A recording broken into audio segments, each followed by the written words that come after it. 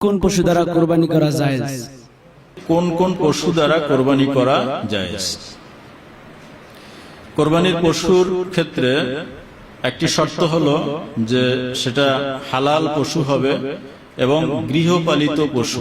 এর ভিতরে যে প্রাণীগুলো দিয়ে কোরবানি হবে সেগুলো হলো বকরি, দুম্বা, তারপরে ভেড়া, এগুলো, এরপরে গরু, মহিষ, উট, এই কয়টি প্রাণী দিয়ে কোরবানি বৈধ হবে। জি, এরপরে প্রশ্ন। হুজুর, আমি জানতে চাই, জিলহজের চাঁদ দেখার পর থেকে নখ ও চুল কাটার যে বিধান, সেটা কি শুধু কোরবানি দাতার জন্য নাকি সকল মুসলমানদের জন্য প্রযোজ্য? প্রশ্ন হয়েছে যে জিলহজের চাঁদ ওঠা থেকে কোরবানি করা পর্যন্ত নখ, চুল এগুলো কাটা নিষেধ করা হয়েছে হাদিস শরীফের মধ্যে। ইবনে মাজার মধ্যে মর্মে একটি হাদিস উল্লেখ করা হয়েছে এবং সেখানে বলা হয়েছে যারা কোরবানি করতে চায় তাদেরকে এই হুকুম দেওয়া হয়েছে যে জিলহজের চাঁদ উদিত হওয়া থেকে কোরবানি পশু জবাই করা পর্যন্ত নখ কাটবে না, চুল কাটবে না, বা প্রয়োজনীয় ক্ষৌরি কর্ম এগুলো করবে না। তো এটা মুস্তাহাব, হাদিসের যে হুকুম এটা মুস্তাহাব, আমল করলে অনেক সওয়াব পাওয়া যাবে। কিন্তু প্রশ্ন হলো যারা কোরবানি করবে না তারা এই আমল করতে পারবে কিনা, বা করলে তারা সে সওয়াবের অধিকারী হবে কিনা। এক্ষেত্রে ফুকাহায়ে কেরামের বক্তব্য হলো যে এরাও যদি যারা কোরবানি করবে তাদের অনুসরণে এই আমলটি করে তাহলে তারাও সওয়াবের অধিকারী হবে, এটা তারাও আমল করতে পারবে। এরপরে প্রশ্ন। আমার প্রশ্ন হলো, যে ব্যক্তির উপর কুরবানি ওয়াজিব সে ব্যক্তি যদি তার নিজের নামে কুরবানি না দিয়ে কোনো মৃত্যু ব্যক্তির নামে কুরবানি দেয় তাহলে তার কুরবানি আদায় হবে কিনা?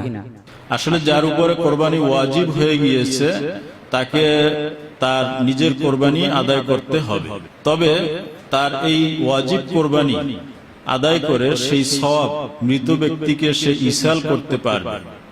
সুতরাং যার উপরে কোরবানি ওয়াজিব হয়েছে সেই ব্যক্তি যদি তার কোনো মৃত পিতামাতা বা মৃত কোনো ব্যক্তির নামে কোরবানি করে তাহলে মূলত কোরবানিটা ওই ব্যক্তির পক্ষ থেকেই আদায় হবে এবং সওয়াবটা ওই মৃত ব্যক্তি পেয়ে যাবে। আমার প্রশ্ন হলো, 3 ভাই একটি গাভীতে সমান সমান আর্থিক শরিক হয়ে পশুটি ক্রয় করল, তারপরে 3 ভাগ তাদের 3 ভাইয়ের মধ্যে বন্টন করে নিল এবং বাকি 4 অংশ তাদের মৃত্যু পুরুষদের নামে কোরবানি করলো, তাহলে তাদের কোরবানি শুদ্ধ হবে কিনা? 3 ভাই একটা গরু খরিদ করেছে এবং 3 ভাই সমান অংশ দিয়েই তারা এই গরুটি খরিদ করেছে এবং এই গরুর মধ্যে 3 ভাই 3 ভাগ নিজেদের কোরবানি করলো, বাকি 4 ভাগ মৃত আত্মীয় স্বজনের নামে করলো। এই কোরবানি সহি হবে কিনা? হ্যাঁ, এই ধরনের কোরবানি সহি হবে এবং এই কোরবানির গোশত 3 ভাই সমান ভাগে ভাগ করে নেবেন এবং এই গরুর যে মূল্য এটাও 3 জন সমানভাবে পরিশোধ করবেন। তো এই মর্মে যদি তারা সম্মত হন তাহলে এইভাবে কোরবানি করা জায়েজ হবে। আসসালামু আলাইকুম হুজুর, আমার প্রশ্নটা হচ্ছে যে কোরবানির গোশত কোনো ফকিরকে হাদিয়া দিলে সে ব্যক্তি ওই গোশত বিক্রি করতে পারবে কিনা? আমরা জানি যে এই কোরবানির গোশত এটা বিক্রি করা যাবে না, নিজে কোরবানি দাতা খেতে পারবে, তার আত্মীয় স্বজনকে দিতে পারবে বা কাউকে হাদিয়া হিসেবে সে দিতে পারবে, দান করতে পারবে।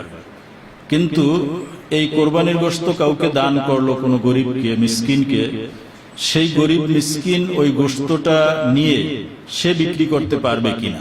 হ্যাঁ, এটা পারবে। অর্থাৎ যখন তাকে দেওয়া হলো তখন ওই গোশতের মালিক সে হয়ে গেল, ফলে ওই গোশত তার মালিকানাধীন, সে এটা নিজে খেতে পারবে, প্রয়োজনে বিক্রিও করতে পারবে, এটা কোনো অবৈধ হবে না, এটা জায়েজ আছে। আসসালামু আলাইকুম হুজুর, আমার প্রশ্ন হলো, নাবালিগ শিশু যদি সাহেবে মাল হয় তাহলে তার উপর কুরবানি ওয়াজিব কিনা? প্রশ্ন হলো, কোন নাবালেগ কিন্তু সে পৈতৃক সূত্রে বা অন্য কোন সূত্রে এমন সম্পদের অধিকারী হয়েছে যে সে সাহেবে নেসাব হয়ে গেছে, এই নাবালেগ এর জন্য কোরবানি করা ওয়াজিব হবে কিনা? আসলে নাবালেগের উপরে শরীয়তের কোনো বিধান অর্পিত হয় না, সুতরাং এই নাবালেগ তার সম্পদ দিয়ে কোরবানি করা তার জন্য ওয়াজিব হবে না। এবং তার পিতা বা ওয়ালি যারা জীবিত আছেন তাদের জন্য ওই নাবালেগের পক্ষ থেকে কোরবানি করা জরুরি না। হুজুর, আমি জানতে চাই তাকবীরে তাশরিক কত তারিখ শুরু হবে এবং কত তারিখ শেষ হবে? তাকবীরে তাশরিক পুরুষ এবং মহিলা উভয়ের হুকুম কি? তাকবীরে তাশরিক এটা হলো জিলহজ মাসের 9 তারিখ ফজরের নামাজ থেকে শুরু হয়ে 13ই জিলহজ আসরের নামাজ পর্যন্ত প্রত্যেক ফরজ নামাজের পরে এই তাকবীর একবার এটা বলা ওয়াজিব, বাকি 3 বার বললে বলতে পারবে, এটা মুস্তাহাব হিসেবে গণ্য হবে। এক্ষেত্রে পুরুষ এবং মহিলা সকলেরই একই হুকুম, তবে পুরুষ তাকবীর জোরে পড়বে, মহিলারা আস্তে পড়বে। জি। আসসালামু আলাইকুম। আমার প্রশ্ন হলো, কোরবানির পশুতে রাসূলুল্লাহ সাল্লাল্লাহু আলাইহি সাল্লামের নামে অংশ দেয়া যাবে কিনা? হ্যাঁ, উম্মত নবীজির নামে কোরবানি করতে পারবেন। এভাবে শুধু নবীজি না, কোনো বুজুর্গ ব্যক্তি অথবা পিতামাতা মৃত তাদের জন্য কোরবানি করা যাবে। হযরত আলী রাদিয়াল্লাহু তাআলা আনহু থেকে বর্ণিত আছে যে তিনি নিজের পক্ষ থেকে কোরবানি আদায় করতেন এবং রাসূল পাক সাল্লাল্লাহু আলাইহি ওয়াসাল্লামের ইন্তেকালের পরে তার পক্ষ থেকে তিনি কোরবানি আদায় করেছেন। জি। আসসালামু আলাইকুম। হুজুর, আমার প্রশ্ন হলো, 7 শরীকে মিলে কোরবানি দিলে কোরবান গোশত কম বেশি করে দিলে কোরবানি হবে কিনা এবং গোশত মেফে বন্টন করার হুকুম কি? কোরবানিতে যে কয়জন অংশগ্রহণ করবেন, শরীক থাকবেন, তাদের ভিতরে কোরবানির অংশ, গোশতের অংশ সমানভাবে বন্টন করা জরুরি। এটা যদি কম বেশি হয়ে যায় তাহলে কোরবানি সহি হবে না। সুতরাং একটা কোরবানিতে সর্বোচ্চ, পশুর ভিতরে সর্বোচ্চ 7 জন অংশগ্রহণ করতে পারে।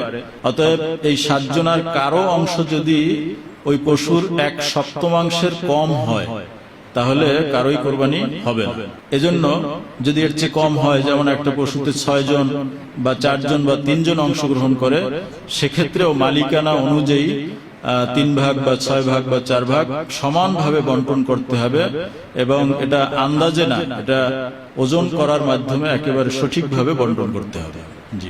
আসসালামু আলাইকুম।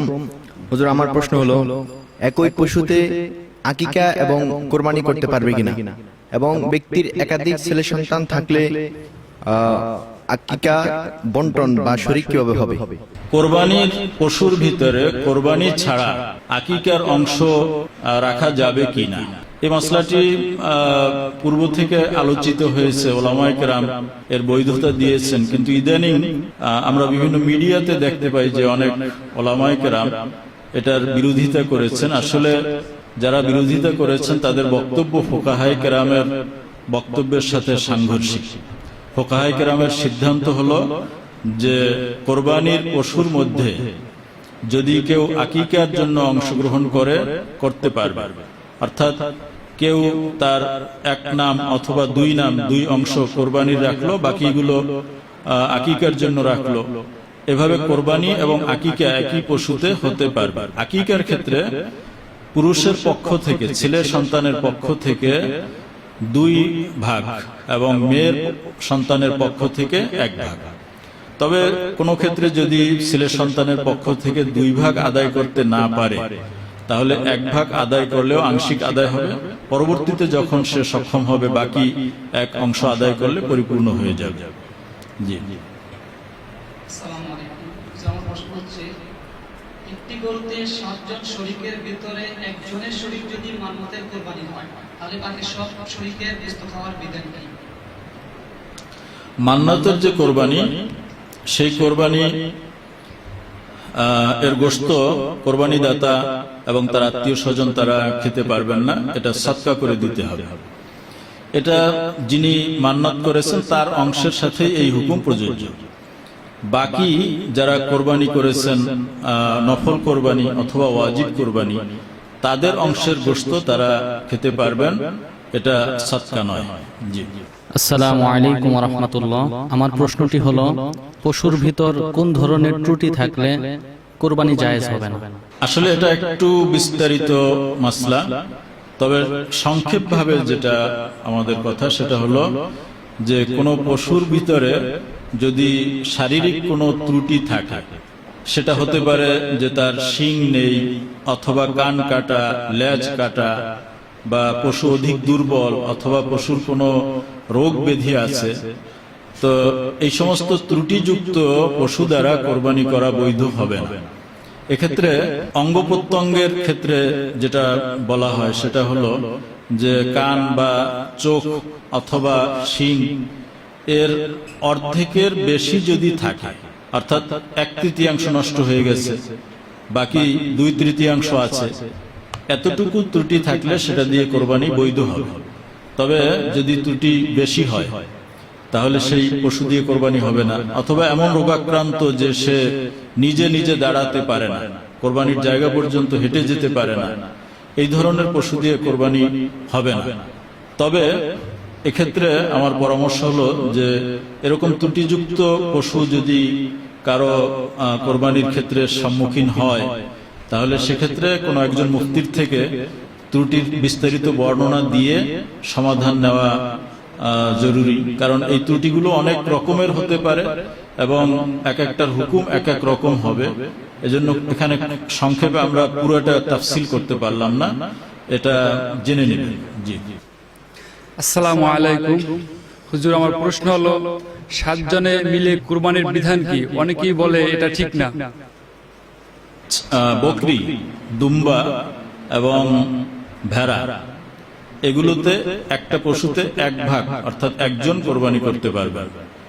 বাকি গরু, মহিষ এবং উট এর ক্ষেত্রে সর্বোচ্চ 7 জন অংশগ্রহণ করতে পারবেন বিইত্তেফাকিল উলামা, সমস্ত মাযহাবের উলামায়ে কিরামের ঐক্যমত এই মাসলার উপরে। তবে উটের ক্ষেত্রে কোন কোন আলেমের মতে সর্বোচ্চ 10 ভাগ পর্যন্ত হতে পারে। এই ব্যাপারে সবাই একমত না, কেউ কেউ বলেছেন যে উটের 10 ভাগ পর্যন্ত হতে পারে, কিন্তু 7 ভাগ পর্যন্ত হওয়ার ক্ষেত্রে কোনো মুস্তাহিদ আলেম দ্বিমত করেননি। অতএব এখন যদি বর্তমানে কিছু আলেম এটার বিরোধিতা করে থাকেন, তাহলে এটা তার সম্পূর্ণই ব্যক্তিগত মত, এটা ইসলামী শরীয়তের সাথে এই মতের কোনো সম্পর্ক নেই। জি। আসসালামু আলাইকুম হুজুর, আমি জানতে চাই গরিব ব্যক্তি যদি কোরবানি করার নিয়তে কোরবানির পশু ক্রয় করে তবে তার জন্য কোরবানির বিধান কি? কোন গরিব মানুষ অর্থাৎ যার উপরে কোরবানি ওয়াজিব না, সে সাহেবে নেসাব বা নেসাব পরিমাণ সম্পদের মালিক না, এই ব্যক্তি যদি কোরবানি করার নিয়তে অর্থাৎ নফল কোরবানি করার নিয়তে একটি পশু খরিদ করে, তাহলে ওই নির্দিষ্ট পশু কোরবানি করা তার জন্য ওয়াজিব হয়ে যায়। ফলে ওই পশুটি যদি হারিয়ে যায়, এরপরে আরেকটা পশু খরিদ করে, এরপরে আবার প্রথম পশুটা ফিরে পায়, তাহলে তাকে 2টা পশু কোরবানি করতে হবে। অর্থাৎ যার উপরে কোরবানি ওয়াজিব না, সে ব্যক্তি যদি কোরবানির নিয়তে কোনো পশু খরিদ করে, তাহলে সেটা তার জন্য ওয়াজিব হয়ে যায়। ব্যাপারটা এরকম, যেমন কোনো ব্যক্তি যদি নফল নামাজ না পড়ে কোনো গুনাহ হবে না, কিন্তু নফল নামাজের নিয়তে তাকবীর শুরু করে যদি নামাজ ছেড়ে দেয়, বা নফল রোজা না রাখলে গুনাহ হবে না, কিন্তু নফল রোজা রেখে কিছু সময় রাখার পরে ভেঙে দিল কোনো জরুরতের কারণে, তাহলে তাকে পরবর্তীতে সেটা কাজা আদায় করতে হবে। ঠিক তেমনি ভাবে যারা গরিব, যাদের উপর কোরবানি ওয়াজিব না, তাদের ক্ষেত্রেও একই হুকুম, পশু কেনার ফলে সেটা তার উপর ওয়াজিব হয়ে যায়। জি। আসসালামু আলাইকুম হুজুর, আমি জানতে চাই কোরবানির পশু জবাই করার পূর্বে চামড়ার দরদাম করা জায়েজ আছে কিনা, অথবা দরদাম করলে কোরবানি সহি হবে কিনা? জি, কোরবানির চামড়া সম্পর্কিত প্রশ্ন। কোরবানির চামড়া, কোরবানি পশু কোরবানি দেওয়ার পরে চামড়া আলাদা করে তারপরে এটাকে বিক্রি করতে হবে, বা আলাদা না করলেও বিক্রি করা যাবে, কিন্তু কোরবানির পশু জবাই দেওয়ার আগে এই চামড়া বিক্রি করা যাবে না। এবং এরকম যদি বিক্রি করে তাহলে ওই কোরবানিও সহি হবে না। তবে ওয়াদা করা যাবে যে আমি এটা বিক্রি করব, যে তোমার কাছে আমি এটা বিক্রি করব, যখন কোরবানি হয়ে যাবে তখন তুমি আসবে, এভাবে ওয়াদা করা যেতে পারে, কিন্তু কোরবানি জবেহ করার আগে এটা বিক্রি করা যাবে না। সাথে আরেকটু বলা প্রয়োজন যে কোরবানির চামড়ার হুকুম কি। কোরবানির চামড়া যারা অংশীদার মালিক তারা এটা ব্যক্তিগত কাজে ব্যবহার করতে পারবে, তবে এটা যদি বিক্রি করে দেওয়া হয় তাহলে ওই অর্থ মালিক ব্যবহার করতে পারবেন না, কোরবানিদাতা ব্যবহার করতে পারবেন না। এটা সদকা করে দিতে হবে। অতএব সদকার যারা মুস্তাহেব অর্থাৎ যাকাত যারা পাবেন প্রাপ্য যারা, তাদের মধ্যেই এটা বন্টন করতে হবে। জি জি। আসসালামু আলাইকুম হুজুর, আমি জানতে চাই যে পশু জবাইয়ের সময় বিসমিল্লাহ শরীফ ভুলে গেলে এর হুকুম কি? বিসমিল্লাহ মুখে উচ্চারণ করলো না, তাহলে সেই পশু খাওয়া যাবে কিনা বা কোরবানি বা জবেহ বৈধ হবে কিনা? আসলে মুখে উচ্চারণ করা জরুরি না। কেউ যদি অসতর্কতাবশত মুখে বিসমিল্লাহ উচ্চারণ করতে ভুলে যায় তারপরেও তার জবাইকৃত পশু খাওয়া যাবে। তবে ইচ্ছাকৃতভাবে যদি কেউ বিসমিল্লাহ না বলে সেক্ষেত্রে হুকুম আলাদা। জি জি। আসসালামু আলাইকুম। ওয়ালাইকুম আসসালাম। যখন কুরবানি পশু জবাই করা হয় তারপরে যদি কুরবানি পশু লড়ে তখন তার রক্তের বিধানটি কি? আচ্ছা, প্রশ্ন হয়েছে যে কোরবানির পশু জবেহ হয়ে গেছে কিন্তু এখনো নাড়াচাড়া করতেছে, এখনো সেই স্থির হয়ে যায়নি। এই অবস্থায় পশুর কোনো অংশ কাটা যাবে কিনা, গলায় ছুরি বসানো অথবা পায়ের হাতের রগ কেটে দেওয়া, এগুলো যাবে কিনা? না, পশু জবেহের পরে একেবারে স্থির হয়ে যাওয়া পর্যন্ত অপেক্ষা করতে হবে। এর আগে এগুলো করলে মাকরুহ হবে, তবে সেই গোশত খাওয়া অবৈধ হবে না, কাজটি মাকরুহ হবে। জি। আসসালামু আলাইকুম হুজুর, আমি ঝালকাঠি থেকে আসছি। তো আমার প্রশ্ন হলো যে ব্যাংকে চাকরিরত ব্যক্তি অথবা এনজিওতে চাকরিরত ব্যক্তি এবং সুদখোর ও ঘুষখোরদের সাথে ভাগে কোরবানি দেওয়া যাবে কিনা? জি, এখন প্রশ্ন হলো যে যারা কোরবানি করবেন এই অংশীদার যারা, এদের ভিতরে কেউ যদি সুদখোর ঘুষখোর থাকেন বা ব্যাংকে চাকরি করেন, আসলে এগুলো উদাহরণ হিসেবে বলা হয়েছে। প্রশ্নটা হলো যে কারো একজনার বা এই অংশীদারদের ভিতরে কারো ইনকাম যদি অবৈধ হয়, এই অবৈধ অর্থ দিয়ে যদি সে কোরবানি করে, সেই ব্যক্তির সাথে অংশগ্রহণ করে কোরবানি করলে বৈধ হবে কিনা, বাকিদের কোরবানি বৈধ হবে কিনা। আসলে এই ধরনের ত্রুটিযুক্ত যদি কোনো একজন অংশীদার থাকেন যার ইনকাম অবৈধ, হারাম ইনকাম দ্বারা সে কোরবানি করতেছে, তাহলে কারোরই কোরবানি কবুল হবে না, বাকি সকলের কোরবানি অবৈধ হবে। তবে এক্ষেত্রে একটু তাফসিল ফিকার কিতাবের ভিতরে লিখেছে, সেটা হলো যে একজন ব্যক্তির ইনকামের ভিতরে বৈধ আছে অবৈধ আছে, সেই ব্যক্তি যদি তার বৈধ ইনকামের অংশ দিয়ে কোরবানিতে অংশগ্রহণ করে, অবৈধটা দিয়ে না, তাহলে এই ধরনের ব্যক্তির সাথে কোরবানি করলে বাকিদের কোরবানি বৈধ হবে বলে ওলামায়ে কেরাম সিদ্ধান্ত দিয়েছেন। জি। আসসালামু আলাইকুম ওয়া রাহমাতুল্লাহ। হুজুর, আমি জানতে চাচ্ছি যে কোরবানির গোশত দিয়ে শ্রমিকদের পারিশ্রমিক দেওয়া যাবে কিনা? প্রশ্ন হয়েছে যে কোরবানির পশুর অংশ অর্থাৎ গোশত দিয়ে যারা কোরবানির পশু জবেহ দিয়েছেন বা গোশত তৈরি করেছেন, এদের পারিশ্রমিক দেওয়া যাবে কিনা? আসলে এটা পারিশ্রমিক দেওয়া যাবে না, পারিশ্রমিকটা আলাদাভাবে আদায় করে দিতে হবে। তাদেরকে দেওয়া যাবে হাদিয়া হিসেবে। অতএব এরকম যদি হয়, যেমন আমাদের সমাজে এরকম আছে যে কেউ কারো বাড়িতে কাজ করে সকাল থেকে সন্ধ্যা পর্যন্ত 300 টাকা, সাথে তাকে 2 বেলা খাওয়ানো হয়। কোরবানির সময় স্বভাবতই ঘরে কোরবানির গোশত পাক হয়, অতএব এই ধরনের কামলা কর্মচারী যারা আছেন তাদেরকেও কোরবানির গোশত দিতে হয়, কিন্তু এটা তো তার উজরা। সেক্ষেত্রে ওলামায়ে কেরাম বলেছেন যে শুধু কোরবানির গোশত দিয়ে তাকে খাওয়ানো যাবে না, সাথে অন্য কোনো তরকারি থাকতে হবে, তাহলে এটা বৈধ হবে। যদি শুধু কোরবানি দিয়ে গোশত দিয়ে খাওয়ানো হয়, তাহলে তো তাকে শুধু ভাত দেওয়া হলো, উনি উজরত হিসেবে কোনো তরকারি দিলেন না, এটা তো খাওয়া হয় না। এই জন্য কোরবানির গোশত তাকে দেওয়া যাবে, সাথে অন্য কোনো তরকারিও রাখতে হবে, তাহলে এটা বৈধ হবে। জি জি। আসসালামু আলাইকুম ওয়া রাহমাতুল্লাহ। হুজুর, আমি জানতে চাই মৃত ব্যক্তির উপরে আকিকা করা জায়েজ আছে কিনা এবং সেটা ইসাল হবে কিনা?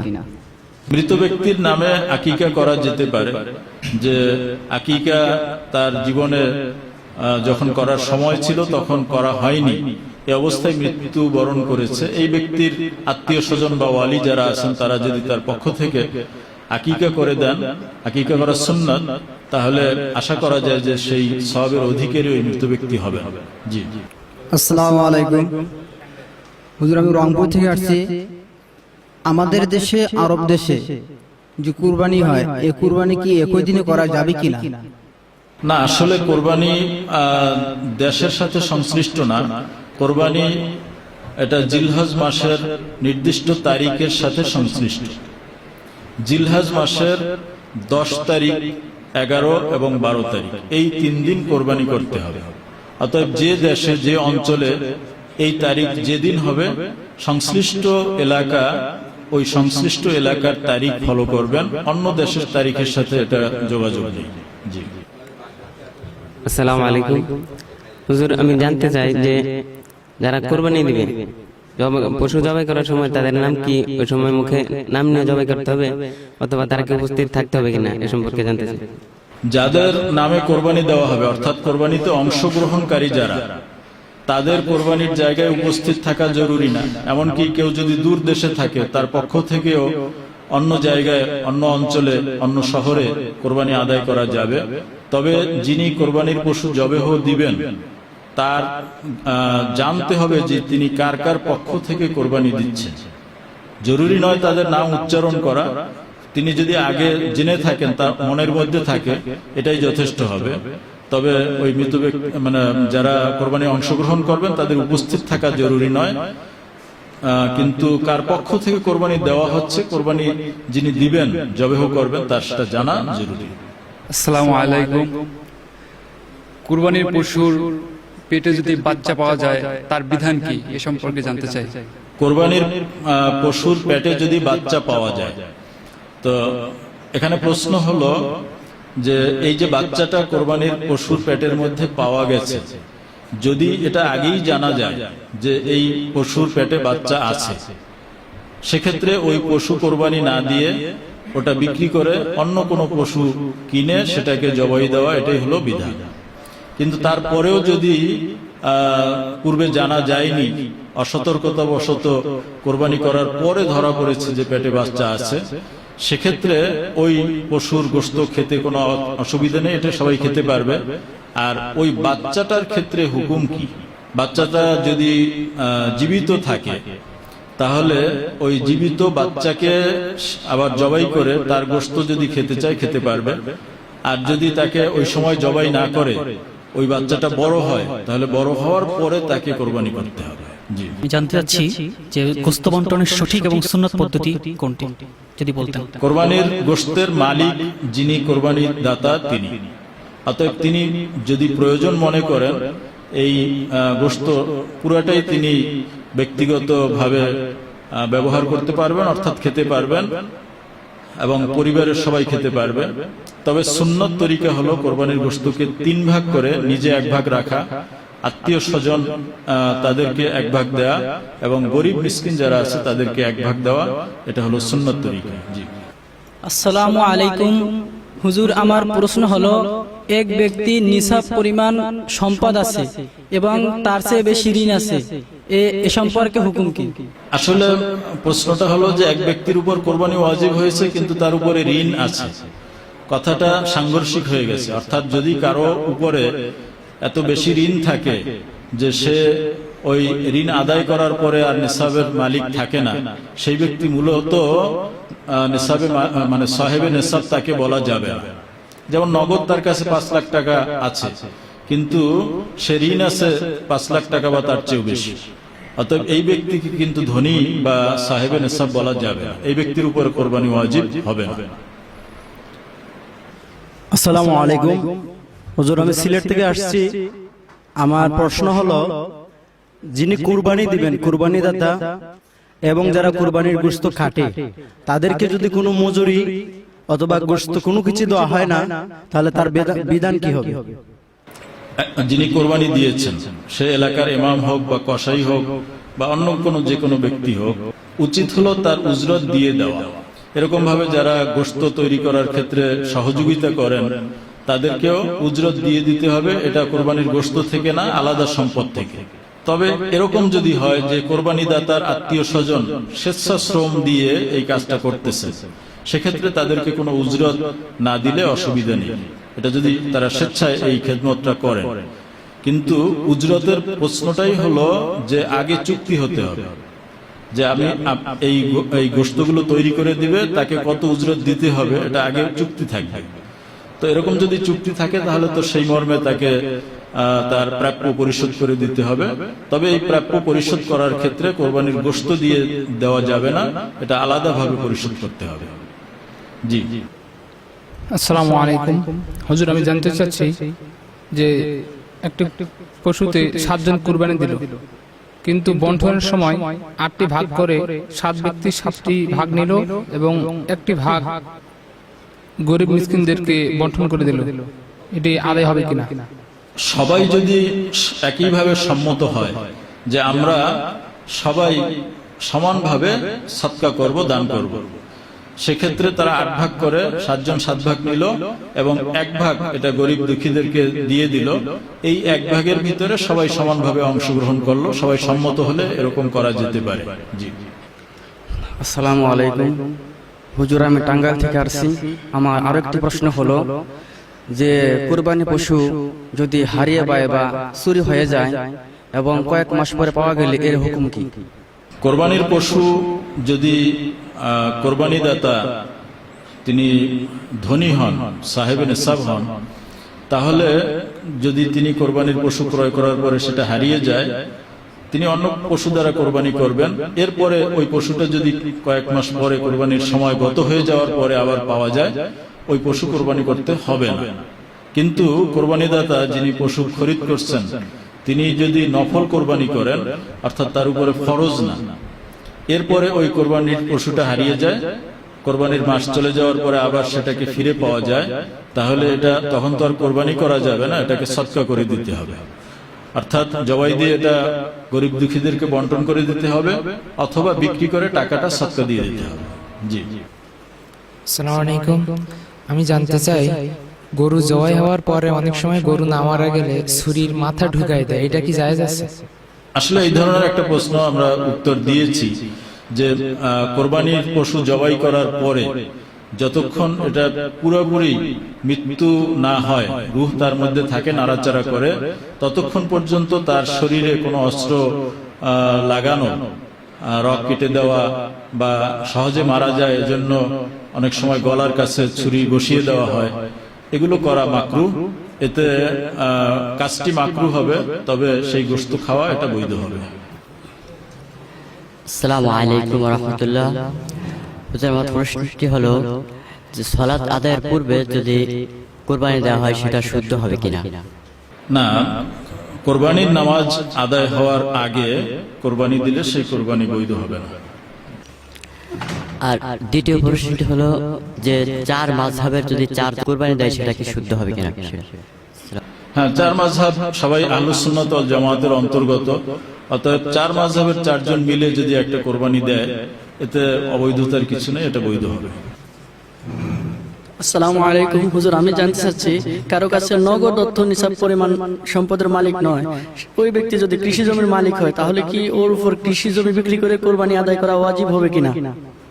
এক্ষেত্রে বিস্তারিত মাসলা হলো যে যাকাতের ক্ষেত্রে যেভাবে হুকুম আছে যে প্রয়োজনীয় আসবাবপত্রের বাইরে কোরবানির যে নির্দিষ্ট 3 দিন আছে এর মধ্যে কোনো সময় যে সে যদি সাহেবে নেশাবের অধিকারী হয়, এখন সাহেবে নেশাব কিভাবে হবে সেটা বিস্তারিত যাকাতের অধ্যায়ে আলোচনা করা হয়েছে যে কোনটা প্রয়োজনীয় সম্পদের অন্তর্গত, কোনটা অন্তর্গত নয়, স্বর্ণরৌপ্য বা নগদ অর্থ কত পরিমাণ থাকলে যাকাত ফরজ হয়। তো সেই পরিমাণ নেশাবের যদি সে মালিক হয় কোরবানির 3 দিনের মধ্যে কোনো সময়, তাহলে তার উপর কোরবানি ওয়াজিব হবে। যাই হোক, আমরা এ পর্যন্ত যে প্রশ্নগুলো পেলাম কোরবানির বিভিন্ন দিক সম্পর্কে আমাদের মোটামুটি যেসব প্রশ্ন আমাদের মধ্যে ছিল সেগুলোর জবাব হয়ে গেছে। এরপরে অনেকের কাছে অনেক প্রশ্ন রয়েছে এবং যে প্রশ্নগুলো আসছে তার আমরা দেখতে পাচ্ছি যে অনেকটা প্রশ্নই আমরা উত্তর আগে অন্য প্রশ্নের ভিতরে দিয়েছি।